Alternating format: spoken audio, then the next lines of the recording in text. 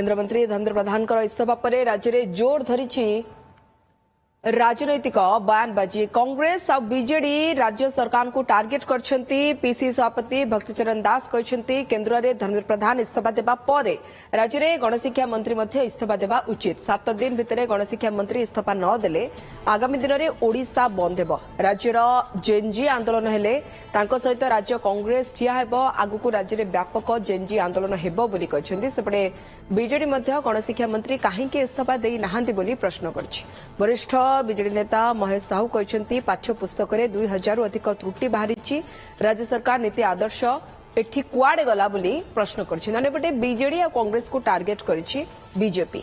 भंडारी देखिले नख जेमिति कळे कालीर घटना देखि राज्य विरोधी दल सेमिति हेउछन्ति बोली कहते बीजेपी मुखपात्र समीरंजन दास। गणशिक्षा मंत्री इस्तीफा प्रसंग में जेएनजी जोड़ी होई नाहांती। समस्त बहु विलंब हो गलानी एवं राजनीतिक दल हिसाब से सेमाने या करि पारंती किंतु प्रासंगिकता नाही बोली कहछन्ति। जे धर्मेन्द्र प्रधान शिक्षा मंत्री भारत सरकार रिजाइन कला एठी शिक्षा मंत्री आउरी बड़ भूल करिसंती तो ताकू से का रिजाइन करिवे। जदि 7 दिन 10 दिन भीतर सरकार करबनी हम बाध्य होई कि ओडिशा बंद कर देबो। ए भितरे घेराव कार्यक्रम हबो सीरियसली घेराव करा जीवो। मंत्री क्वार्टर को जिते छात्र आंदोलन जिते व्यापक हम कांग्रेस पार्टी सरकार पिला पछरे ठिया खंबा भाया।